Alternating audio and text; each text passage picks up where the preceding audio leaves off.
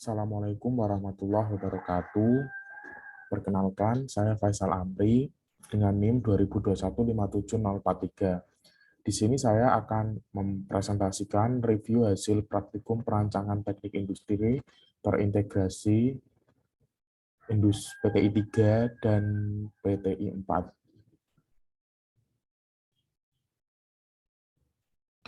Untuk pada pembahasan kali ini, di PTI 3 itu saya akan bahas mengenai perancangan operasi dan stasiun kerja, terus dilanjutkan dengan modul 2 ada perancangan organisasi dan manajemen perusahaan industri.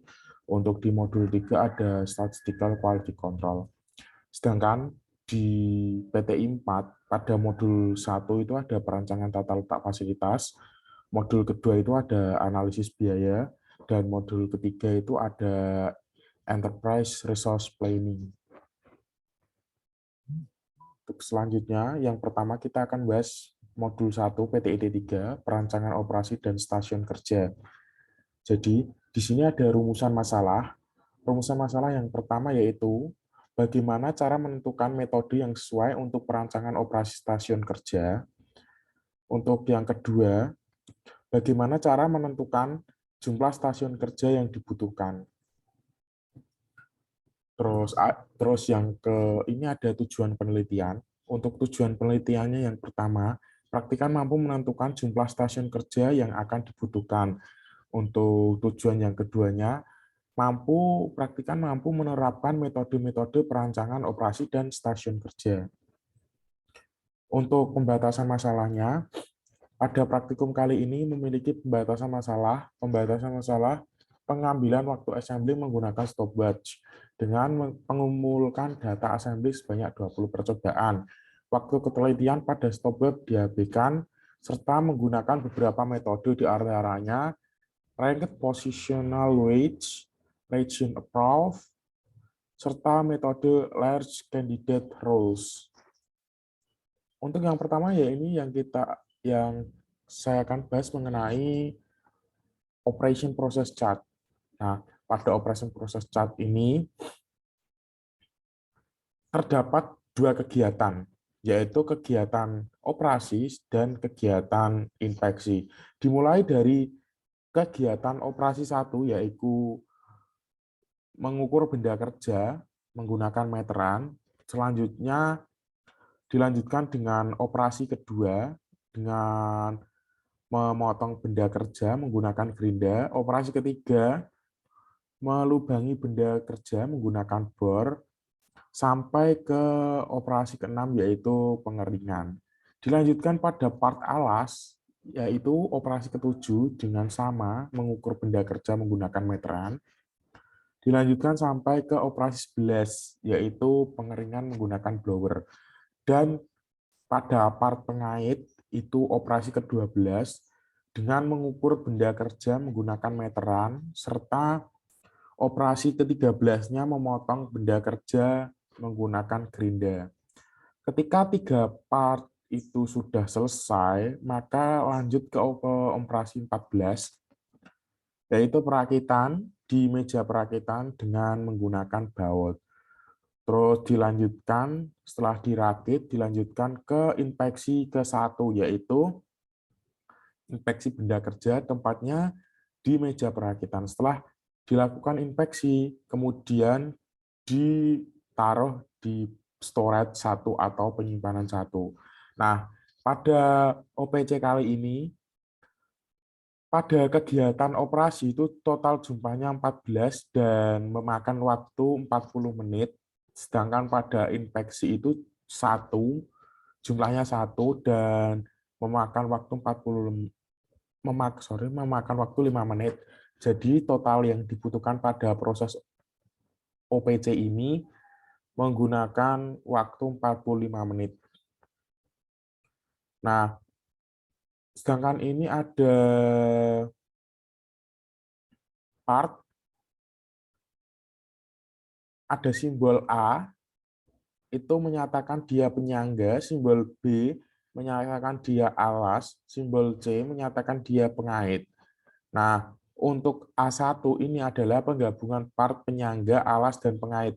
Jadi, setelah dari part A dibuat, part B dibuat, part C dibuat, kemudian digabungkan menjadi A1, yaitu penggabungan part penyangga, alas, dan pengait. Nah, untuk selanjutnya ada forecasting. Forecasting di PT FA Group pada bulan Mei itu sebesar 1.320 unit rak sepatu, dan pada bulan April ada 1.980 rak sepatu. Nah, untuk waktu operasinya ada di sini ada operasi ke-1 yaitu pengukuran penyangga itu memerlukan waktu 2 menit. Nah, dilanjut sampai operasi ke-14 yaitu perakitan, yaitu antara penggabungan penyangga, alas, dan pengait itu memerlukan waktu 10 menit. Dan inspeksi dari penggabungan ini memerlukan waktu 5 menit. Nah, ini di sini ada presidential diagram. Yang pertama yaitu mengukur benda kerja itu tidak ada predesesornya itu tidak ada. Kemudian memotong bagian penyangga itu predesesornya 1, dilanjutkan melubangi bagian penyangga itu predesesornya 2, kedua. Nah, ini sesuai dengan urutan. Memotong berarti predesesornya ke-1 dan melubangi berarti predesesornya ke-2 dan seterusnya sampai memotong bagian part pengait. Dan ini bisa dilihat untuk predesesornya itu ada di urutan di samping ini. Itu ada 01, 02, 03, 04, 05, 06, 07, 08, 09, 010, 011, 012, 13 sampai ke operasi ke-14 dan ke inspeksi ke-15. Nah, untuk selanjutnya adalah penentuan jumlah unit per hari. Di sini ada jumlah unit per hari sama dengan forecasting dibagi hari kerja per bulan. Nah, untuk forecastingnya ada pada bulan, diambil dari bulan Mei, yaitu 1.320 dibagi jumlah hari kerjanya per bulan ada 22, karena di PT FA Group itu menggunakan sistem 5 hari kerja.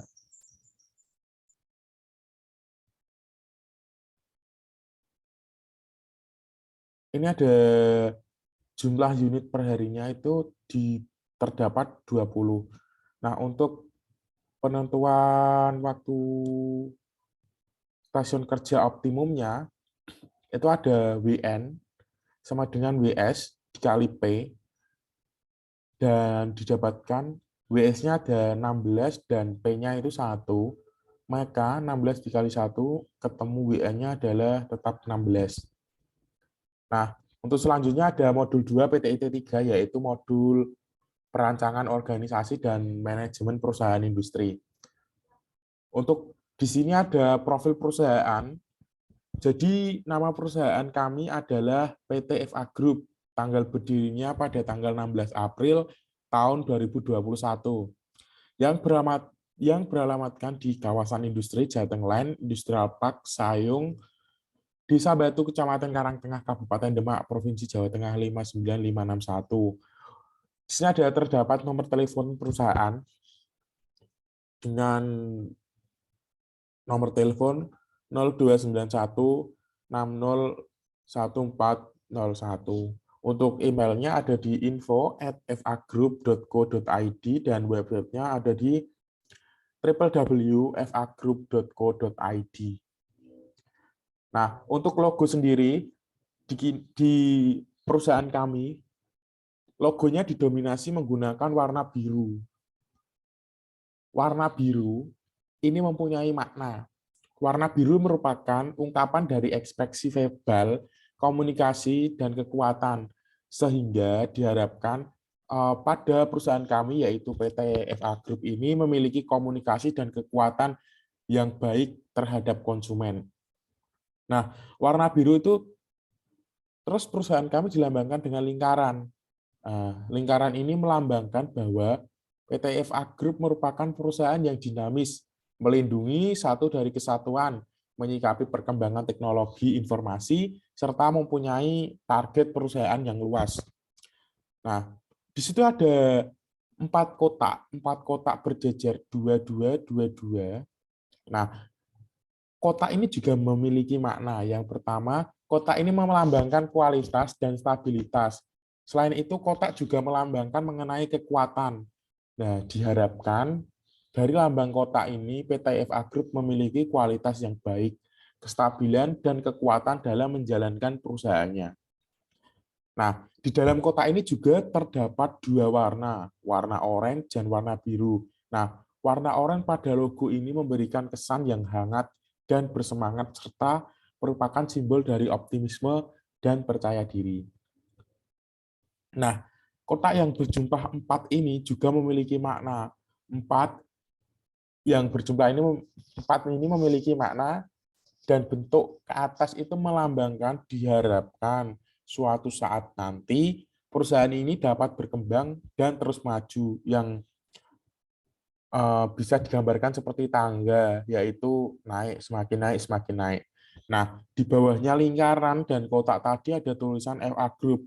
Tulisan FA Group ini melambangkan bahwa logo tersebut dimiliki oleh perusahaan yang bernama FA Group. Nah, untuk selanjutnya ada visi perusahaan. Perusahaan kami mempunyai visi menjadi sebuah perusahaan produsen manufaktur yang berkualitas, serta inovatif dan berdaya saing global. Sedangkan pada misi kami, perusahaan kami memiliki 4 misi. Yang pertama, menciptakan sumber daya manusia yang handal dan memiliki kompetensi yang tinggi serta berdaya saing global. Untuk misi yang keduanya, menciptakan produk rak sepatu dengan kualitas dan mutu yang terbaik. Untuk yang ketiganya ada senantiasa berinovasi guna menciptakan produk-produk yang baru. Dan yang keempat, kami senantiasa memberikan pelayanan yang prima kepada pelanggan. Untuk selanjutnya ada moto perusahaan. Moto perusahaan kami adalah buatlah produk yang terbaik, utamakan kepuasan pelanggan. Itu moto yang diterapkan pada perusahaan kami. Dan tagline perusahaan kami ada good product for convenience.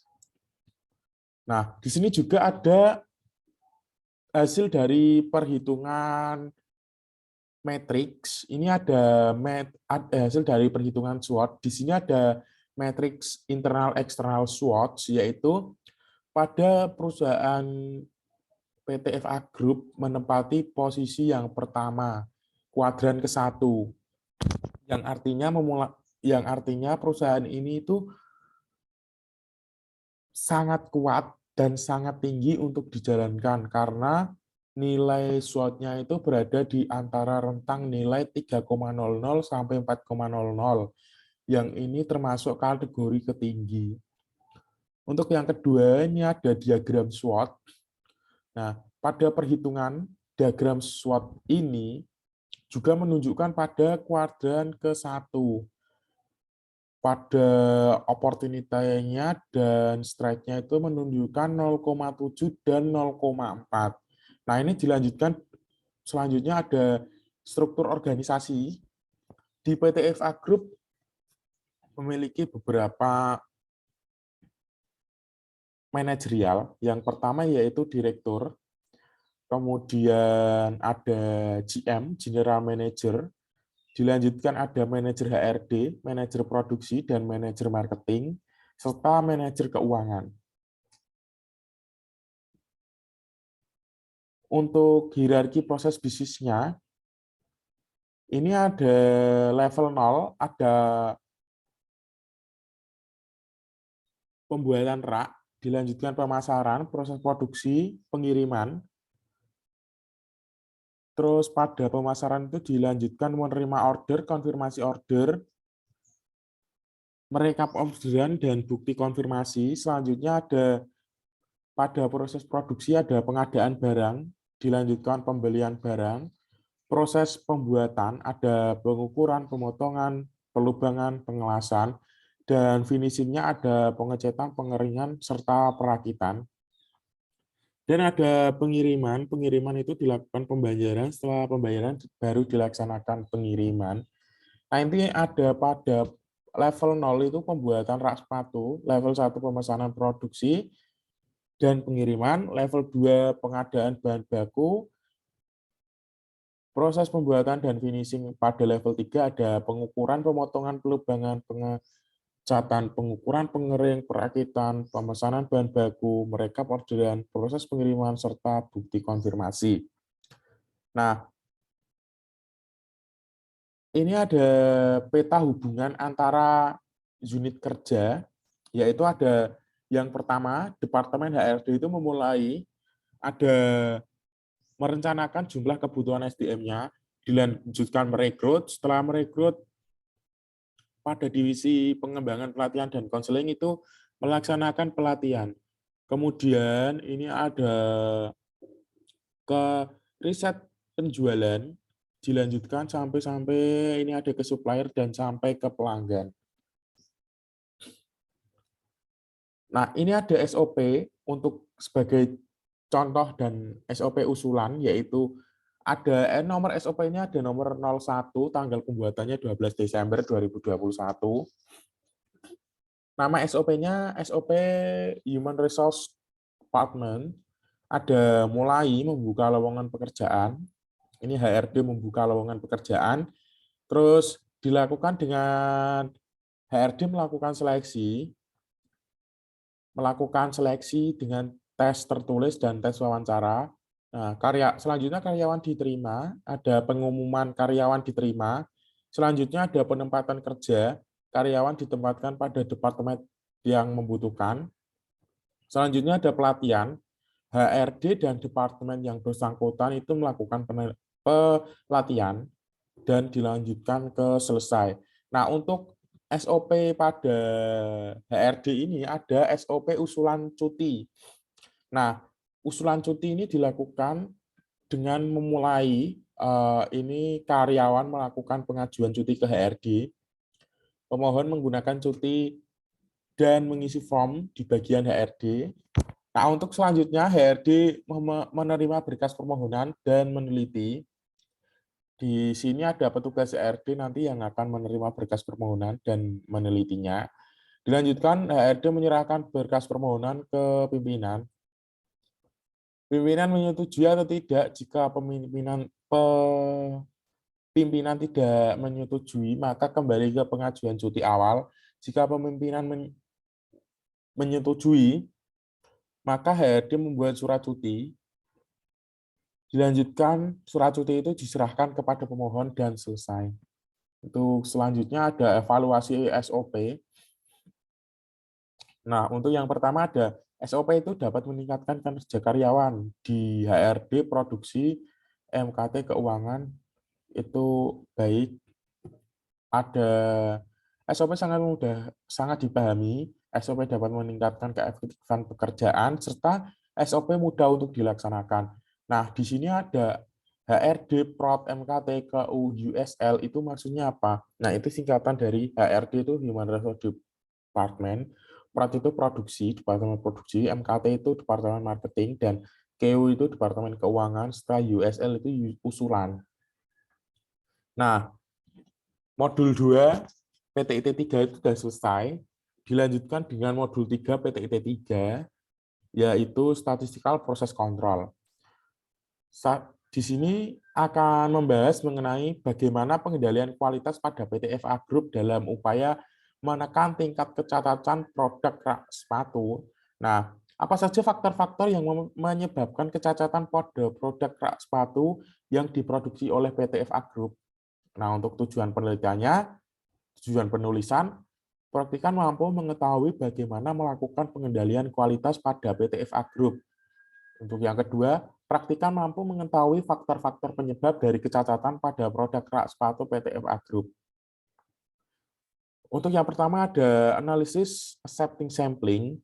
Pada perhitungan accepting sampling di atas menunjukkan bahwa semua hasil pengolahan dari part panjang alas, lebar, frame, dan tebal pengait didapatkan hasil bahwa semua ketiga komponen tersebut ZU dan JL-nya itu ditolak karena melebihi dari nilai konstanta pada setiap hasil perhitungan partnya.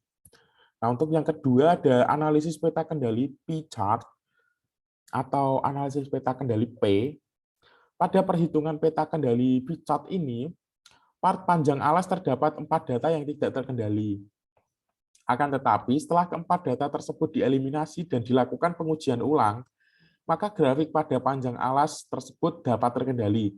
Hal ini juga terdapat pada pengujian lebar frame. Pengujian pertama pada lebar frame ini terdapat 8 data yang tidak terkendali. Namun setelah dilakukan eliminasi terhadap data yang tidak terkendali, maka data menjadi terkendali. Nah, hal serupa ini juga terdapat pada part tebal pengait, yaitu pengujian data awal terdapat 6 data yang tidak terkendali. Keenam data tersebut dilakukan eliminasi dan dilakukan pengujian kembali, sehingga grafik selanjutnya menunjukkan grafik yang terkendali. Untuk analisis selanjutnya ada analisis NP chart, yaitu pada perhitungan peta kendali NP chart, panjang alas terdapat 4 data yang tidak terkendali pada data nomor 19, 24, 26, dan 30. Dan setelah dieliminasi, pada grafik itu menunjukkan data yang terkendali. Dan pada lebar frame juga terdapat data yang tidak terkendali pada nomor 1, 6, 7, 8, 10, 17, 18, 28. Data yang tidak terkendali. Namun setelah dilakukan eliminasi terhadap data yang tidak terkendali tersebut, data menjadi terkendali. Pada tebal pengait pengujian data awal terdapat 6 data yang tidak terkendali. Keenam data tersebut dilakukan eliminasi dan dilakukan pengujian kembali, sehingga grafik pada gambar grafik selanjutnya itu menunjukkan grafik yang terkendali. Nah, untuk analisis peta kendali C atau C-chart, pada C-chart menunjukkan bahwa semua grafik dari perhitungan data panjang alas lebar frame tebal pengait menunjukkan bahwa ketiga hasil grafik tersebut tidak ada yang tidak terkendali. Atau pada ketiga grafik tersebut menunjukkan grafik yang semuanya terkendali. Nah, untuk yang terakhir ini ada analisis peta kendali U atau U-chart. Pada U-chart menunjukkan bahwa semua grafik dari perhitungan data panjang alas lebar frame tebal pengait menunjukkan bahwa ketiga hasil grafik tersebut tidak ada yang tidak terkendali. Atau sama seperti yang C-chart, ketiga grafik ini menunjukkan grafik yang terkendali. Nah, untuk selanjutnya ada dilanjutkan ke PTIT 4 modul 1, yaitu perancangan tata letak fasilitas. Di sini ada rumusan masalah dan tujuan penelitian. Nah, rumusan masalah pada PTIT 4 modul 1 ini ada bagaimana tata letak fasilitas ruang produksi dan departemen pada PT-FA Group. Nah, untuk yang kedua ada bagaimana tata letak fasilitas keseluruhan pada PT-FA Group, dan untuk tujuan penelitiannya yaitu mengetahui bagaimana tata letak fasilitas ruang produksi dan departemen pada PT-FA Group, dan untuk mengetahui bagaimana tata letak fasilitas keseluruhan di PT-FA Group. Nah, untuk yang pertama-tama ada ARD, Activity Relation Diagram pada PT-FA Group. Di sini ada beberapa kode. A itu mutlak, E itu sangat penting, I itu penting, O itu cukup, O itu tidak penting, EQ tidak diharapkan. Nah, untuk kode yang pertama ada di sini ada keterangan. Satu, itu ada hubungan antar organisasi. Dua, hubungan aliran material, hubungan antar material. Untuk yang ketiga ada control relationship, dan yang keempat ada hubungan environmental, dan yang kelima ada process relationship. Nah, itu bisa dapat dilihat di sini ada aktivitas produksi, ada production service, general service, serta personal service. Nah, ini ada grafik, ini menunjukkan bahwa ada alur-alurnya pada stasiun kerja 3, stasiun kerja 2, dimulai dari R ke S, SK, SK2, SK3, dan dilanjutkan ke bagian departemen-departemen. Ini adalah urutan aliran kerjanya. Dan selanjutnya ada rekapitulasi luas produksi.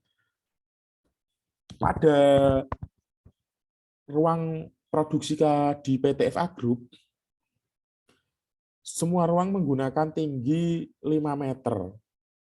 Dan di sini ada beberapa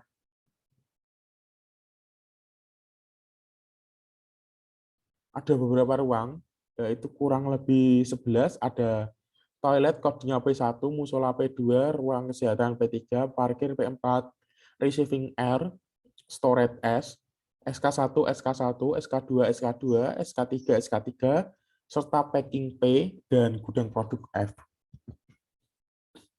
Nah, ini untuk layout hasil produksi dari layout ruangan produksi yang dihasilkan dari software Blockpen untuk seperti ini, dan ini adalah layout produksi yang telah digambar menggunakan software Visio. Dapat dilihat untuk itu bisa seperti ini layout produksinya, dimulai dari area receiving di sini, kemudian masuk ke area storage, storage masuk ke area stasiun kerja 1, stasiun kerja 1 masuk ke area stasiun kerja 2, stasiun kerja 2 masuk ke area stasiun kerja 3, dan masuk ke area gudang packing. Packing dilanjutkan ke area gudang produk. Gudang produk dilanjutkan ke pengiriman. Inilah layout produksi dari PT FA Group yang dibuat dari software Visio. Untuk selanjutnya ada rekapitulasi departemen. Di sini ada 4 departemen, yaitu HRD, Produksi, Marketing, dan Keuangan. Dengan ketinggian tingginya ruangan itu 3 meter. Nah, ini ada layout yang dihasilkan dari layout departemen yang dihasilkan dari software Blockpen. Bisa dilihat. Nah, untuk selanjutnya ada penggambaran visualisasi dari layout departemen. Ini ada D1 menunjukkan departemen HRD, dilanjutkan ada D2-nya ini, D3-nya di sini, dan D4-nya di sini, serta D5-nya di sini, D7 itu ruang pastry, D8 ada lobby, D9 ini ada ruang rapat, D10 ruang security, dan D11 ini area parkir.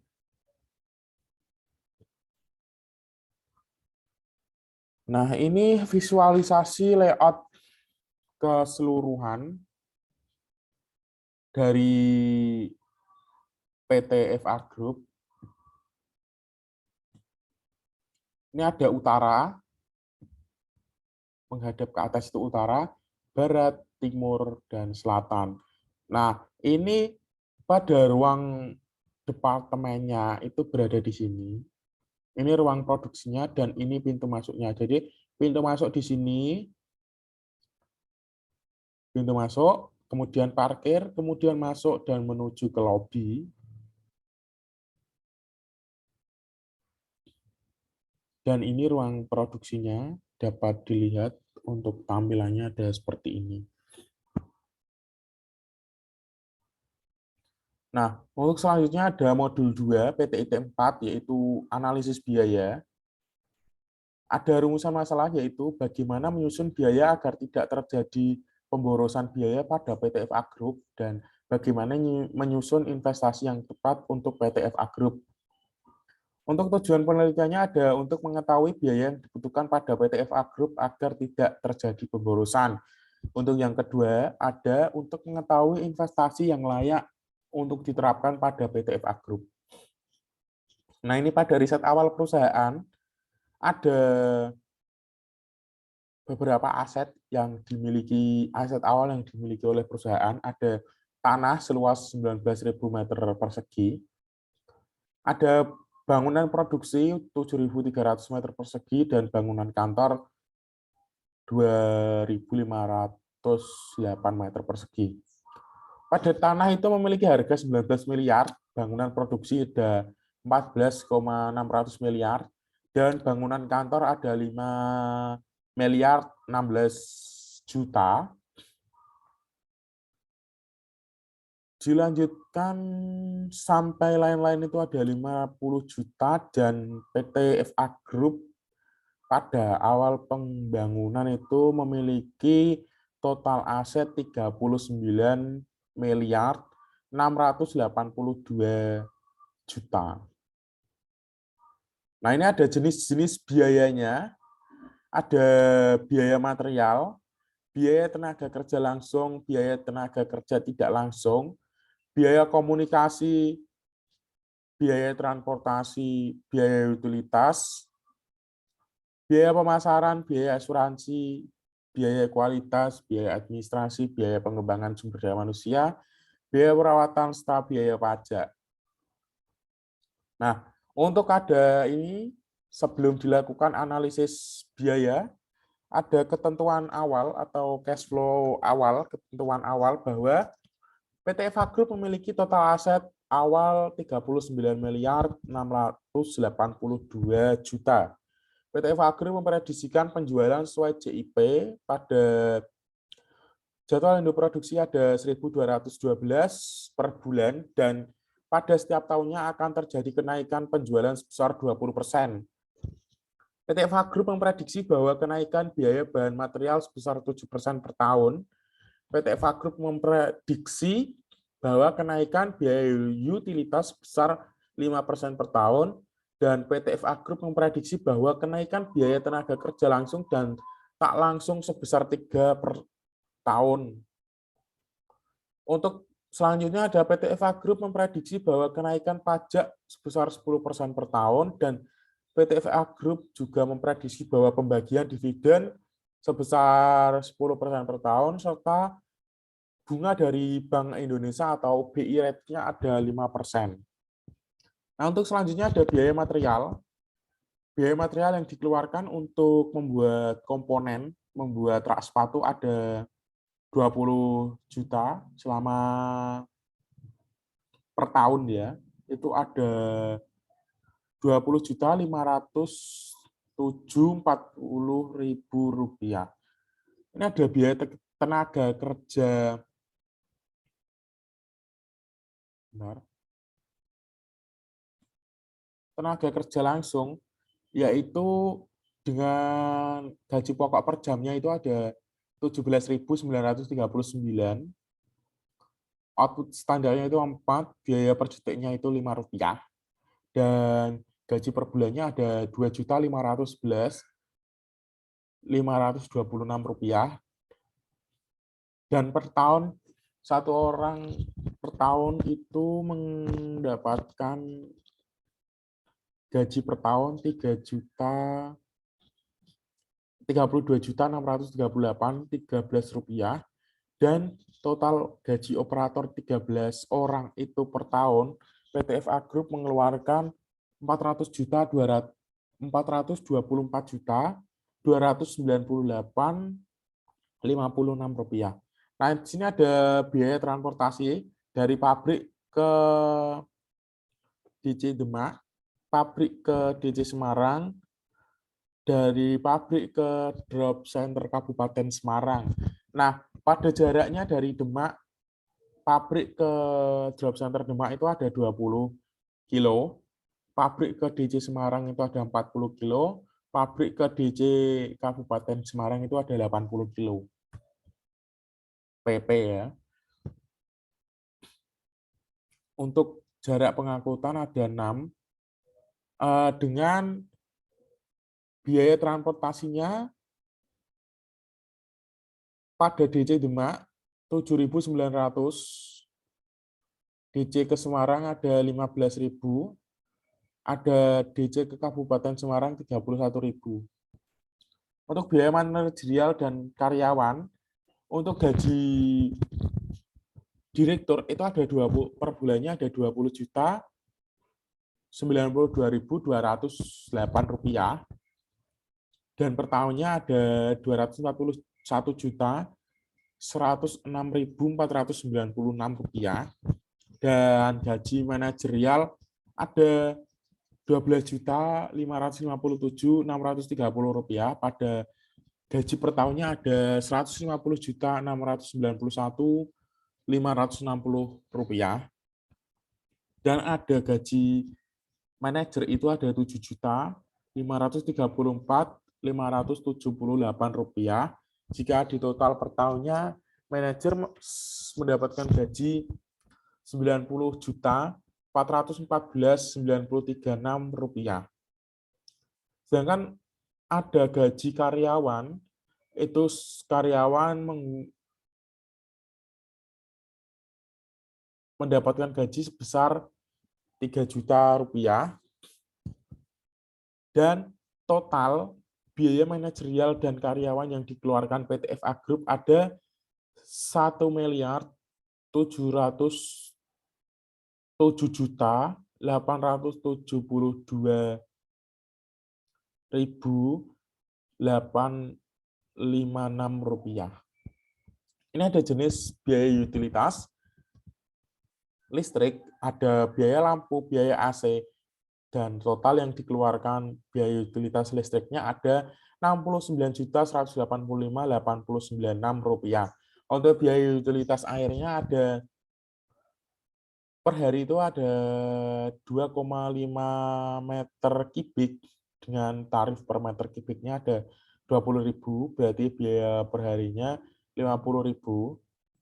Biaya per bulannya ada 1.100.000, dan biaya per tahunnya untuk utilitas air ada 13.200.000 rupiah. Untuk selanjutnya ada biaya komunikasi. Biaya komunikasi ada biaya internet dan biaya telepon. Biaya internet per bulan itu membayar 440.000, dan teleponnya ada membayar 250.000. Jika di total per tahunnya antara biaya internet dan biaya telepon itu ada 8.280.000 rupiah. Nah, untuk ada depresiasi, rata-rata total biaya depresiasi ada 691.768, dan rata-rata depresiasinya itu ada 98.824 rupiah. Nah, ini ada biaya pemasaran atau biaya periklanan menggunakan YouTube itu 1 juta, dan per 1 tahun itu ada tiga pemasaran atau 3 pengiklanan di YouTube. Itu ada biaya menggunakan 3 juta. Biaya periklanan Instagram itu 250.000, dengan biaya per tahunnya ada 1.500.000. Untuk biaya expo-nya ada 500.000, dan 1 tahun itu ada 1 expo, sehingga total biaya pemasaran ada 500.000. Nah, untuk selanjutnya ada biaya asuransi. Asuransi kesehatannya ada 75.600.000 rupiah. Ini menggunakan asuransi kesehatan kelas 1 dan BPJS kelas 1 dan BPJS kelas 2. Nah, untuk asuransi gedungnya ada 2% dari harga gedung, yaitu 980.800.000 rupiah. Nah, untuk asuransi kendaraannya ini menggunakan asuransi swasta ada 21.500.000 rupiah per tahun. Nah, total yang dikeluarkan ketiga asuransi, ada asuransi kesehatan, asuransi gedung, asuransi kendaraan itu 1.077.900.000 rupiah. Nah, untuk selanjutnya ada biaya kualitas. Ada penilaian kualitas itu 5 juta, pengujian kualitas itu ada 5.500.000, serta biaya perizinan 1 kali itu ada 1 juta. Nah, jika di total biaya kualitas yang dikeluarkan PT FA Group itu ada 11.500.000 rupiah.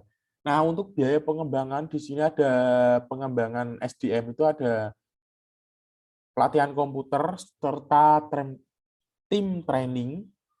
Jika di total, maka PT FA Group satu tahunnya menghabiskan dana 61 juta untuk biaya pelatihan komputer dan tim training. Untuk selanjutnya ada biaya administrasi. Administrasi ini ada administrasi yang akan ditempatkan di departemen produksi dan administrasi yang akan ditempatkan untuk di departemen-departemen ada kertas, alat tulis, tinta, map, dan lain-lain. Nah, untuk biaya administrasi ini PT FA Group mengeluarkan biaya 15.440 untuk satu tahunnya. Dan di sini ada biaya perawatan. Biaya perawatan ini ada biaya perawatan di lantai produksi. Ada pelaksanaannya itu 4 kali setahun atau 3 bulan sekali. Sekali perawatan menghabiskan 625.000. Jenis perawatannya ada perawatan mesin, perbaikan spare part, dan penambahan pelumas. Untuk total biayanya ada 10 juta per tahun. Untuk jenis perawatan yang kedua ada perawatan komputer dan perawatan printer. Sekali perawatan pada komputer itu menghabiskan 100.000 dan pada printer itu menghabiskan 150.000. Nah, untuk pada komputer itu ada servis dan maintenance komputer, serta untuk printer itu perawatan pada cartridge tintanya pada printer. Nah, total biaya yang dihabiskan ada 11.400.000. Untuk jenis perawatan yang ketiga yaitu perawatan kendaraan, ada pelaksanaannya itu 3 kali setahun atau 4 bulan sekali. Dengan harga perawatan ada 666.666,67 rupiah, yaitu ada servis mesin kendaraan dengan jumlahnya 5, dengan biaya itu 10 juta. Dikeluarkan per tahun itu 10 juta. Jadi total yang dikeluarkan pada PT FA Group untuk biaya perawatan ini ada 31.400.000 rupiah.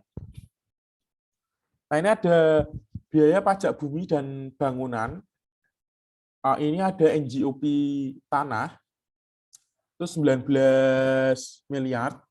NJOP bangunan ada 19 miliar 661 juta. Ada NJOP totalnya ada 38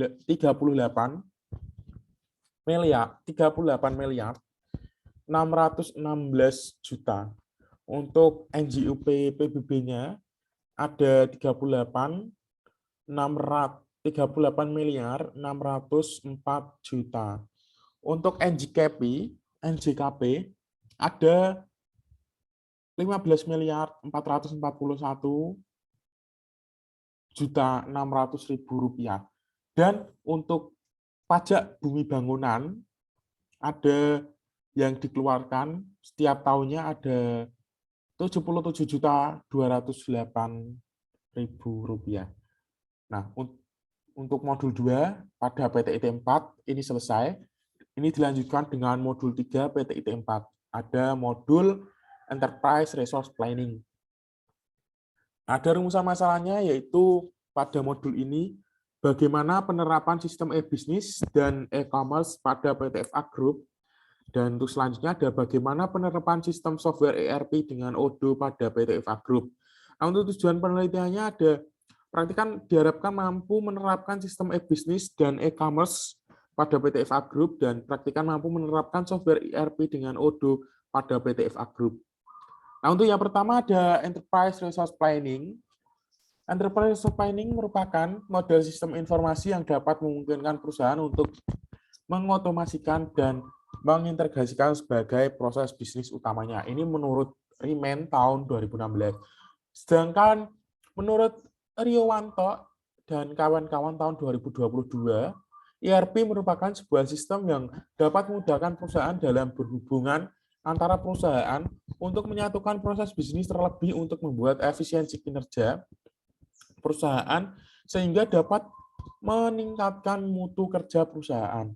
Nah, untuk selanjutnya ada ERP. ERP itu memiliki beberapa kelebihan, yaitu integrasi data keuangan Oleh karena itu data disimpan secara terpusat, maka para eksekutif perusahaan dapat memperoleh data yang up to date dan dapat mengatur keuangan perusahaan dengan lebih baik. Untuk yang kedua ada standarisasi proses operasi. ERP menerapkan sistem yang standar di mana semua divisi akan menggunakan sistem dengan cara yang sama. Dengan demikian, operasi perusahaan akan berjalan dengan lebih efisien dan efektif. Untuk yang ketiga ada standarisasi data dan informasi. Database yang terpusat diterapkan pada ERP membentuk data yang standar, sehingga informasi dapat diperoleh dengan mudah dan fleksibel untuk semua divisi yang ada di dalam perusahaan. Telah memiliki kelebihan, ERP juga memiliki kekurangan. Kekurangan diantaranya, strategi operasi tidak sejalan dengan bisnis proses desain dan pengembangannya. Waktu dan biaya implementasi yang melebihi anggaran, karyawan tidak siap untuk menerima dan beroperasi dengan sistem yang baru, ada persiapan implementation tidak dilakukan dengan baik, serta berkurangnya fleksibilitas sistem setelah menerapkan ERP. Setelah membahas mengenai ERP, pengertian kelebihan dan kekurangannya, dilanjutkan dengan membahas e-business. Menurut Sairames tahun 2004 dalam Subbekti tahun 2014, e-business merupakan suatu praktek pelaksanaan dan pengelolaan proses bisnis utama seperti perancangan produk, pengelolaan pasokan bahan baku, manufaktur, penjualan, pemenuhan pesanan, dan penyajian layanan melalui penggunaan teknologi komunikasi, komputer, dan data yang telah terkomputerisasi. Untuk kelebihan e-business, ada produk dapat dipasarkan secara luas. Yang pertama, jelas. Untuk yang kedua, ada menekan biaya persediaan dan overhead dengan cara memfasilitasi manajemen rantai nilai bertipe pool yang seharusnya berawal dari pesanan pelanggan dan menggunakan pemanufakturan just in time. Untuk selanjutnya ada meningkatkan produktivitas karyawan melalui rekayasa ulang proses bisnis dengan menekan biaya promosi, kelebihannya dapat menekan biaya promosi, dan dilanjutkan dengan menekan waktu antara pembayaran dan penerimaan produk atau jasa. Sedangkan kekurangannya pada e-bisnis ada dibutuhkan sumber daya yang berkualitas. Tidak semua orang bisa masuk ke dalam e-bisnis. Untuk selanjutnya ada investasi yang besar, terutama dalam hal alih atau hal penerapan teknologi. Nah, untuk yang ketiga ada perlunya pelatihan training pada karyawan mengenai penerapan proses e-bisnis di perusahaan. Nah, untuk yang terakhir ada dibutuhkan tenaga teknisi untuk teknisi teknologi. Nah, untuk selanjutnya ada e-commerce. Menurut Pradana tahun 2015, e-commerce dapat didefinisikan sebagai proses pembelian, penjualan, mentransfer atau bertukar produk, jasa, atau informasi melalui jaringan komputer melalui internet dengan mengambil bentuk-bentuk tradisional dari proses bisnis dan memanfaatkan jejaring sosial melalui internet. Strategi bisnis dapat berhasil jika dilakukan dengan benar, yang akhirnya menghasilkan peningkatan pelanggan, kesadaran merek, dan pendapatan. Untuk e-commerce juga memiliki kelebihan. Yang pertama ada dapat memperluas pemasaran hingga pada tarif global atau internasional, mengurangi biaya pembuatan, pendistribusian, pengambilan, dan pengelolaan. Untuk yang ketiga dapat memberikan layanan tanpa ada batasan 1 kali 24 jam. Lalu yang keempat ada mampu memberikan pilihan secara serta kecepatan dalam pengiriman, dan yang terakhir ada tidak perlu perjalanan dalam kegiatan dalam jual beli atau pemasaran. Sedangkan kekurangan dari e-commerce, ini kehilangan segi finansial secara langsung karena kecurangan. Ini bisa jadi terjadi. Ada yang kedua ada pencurian informasi rahasia yang berharga atau hacker, bisa datanya dibobol. Untuk yang ketiga ada kehilangan kesempatan bisnis karena gangguan pelayanan. Yang keempat ada penggunaan akses ke sumber oleh pihak yang tidak berhak. Ada kehilangan kepercayaan dari para konsumen dan kerugian-kerugian yang tidak terduga akibat dari gangguan terhadap transaksi bisnis. Nah, Sekian review dari presentasi dari saya, perancangan teknik industri 3 dan perancangan teknik industri 4. Semoga dari review ini dapat menambah wawasan bagi saya mengenai ilmu PTI 4 dan PTI 3. Saya memohon maaf yang sebesar-besarnya apabila ada salah-salah kata dan salah ucapan, dan apabila dalam pelaksanaan praktikum kali ini pada PTI 3 dan PTI 4 saya masih banyak kekurangan, mohon dimaafkan. Wabillahi taufiq wal hidayah. Wassalamualaikum warahmatullahi wabarakatuh.